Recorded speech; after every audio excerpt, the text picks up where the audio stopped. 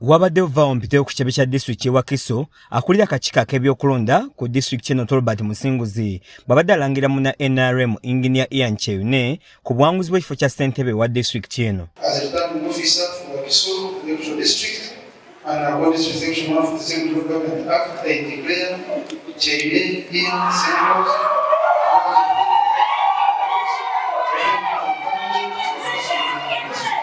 Entebe evudde ku munnakina kya NUP Najja Nasifu abuuse mu bannayagala okujja omuzindaalo kwakulira akakiiko ak'ebyokulonda ye yeerangiriye ku buwanguzi.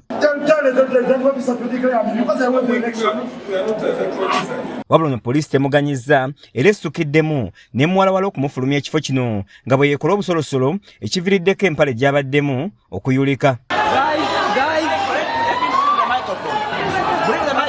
Wakati mu nsiitaano eno Najja Nasifu agamidde ku luggi ne yeezingira waya ez'amasannyalaze okutuusa omuduumizi wa poliisi mu Kampala eyo Mambuka Afande Moses Nanoka. Watuukidde ne bamusinga amaanyi n'atwalibwa ku poliisi babawagizi ba Kyeyune ne basigala mu kujaganya oluvannyuma lw'okulangirirwa.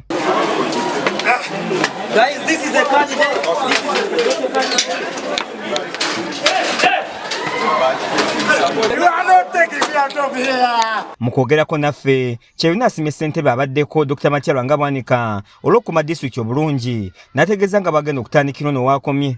Tugenda kumaliriza projekisi zonna ze twali tutandise ezitanaggwa okusookera ddala wano ku headquarter. Headquarter muganda wange agikuumye bulungi naye waliwo ekizimbe ekitanaggwa, the main building.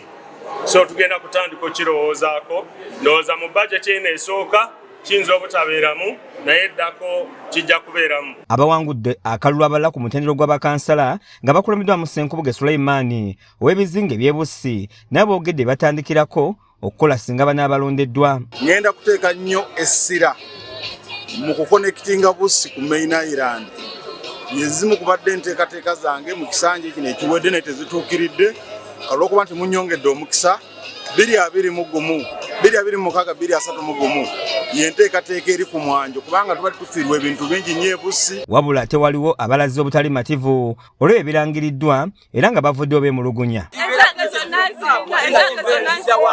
Nakubira RDC ng'ampulira namusaba amuleetere DRO4 banonda Nansana Division Lower wonna nawawuddewo wonna bokisi zonna bajjanewande kunnange yagambye agenda abakira municipal ffenna abanupu naye abenari bajjudde wano kutono nnyo bayagala kubalangirira. Engineer Ian Kyeyune awangudde obwa ssentebe wa disitulikiti eno n'obululu emitwalo 17,700 mu 710 ng'onaddiridwa mu NUP Najja Nasifu afunye obululu emitwalo 99 mu 235 ng'ate wa DA Flavia Nakafeero afunye obululu omutwalo 1 mu 597.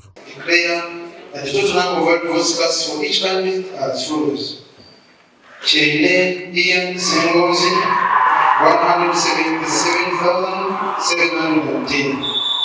Najja Nasifu 99,235.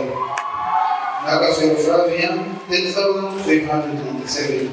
Kiza Peter yakusakidde eggulire lino ku lwa KSTV Agale.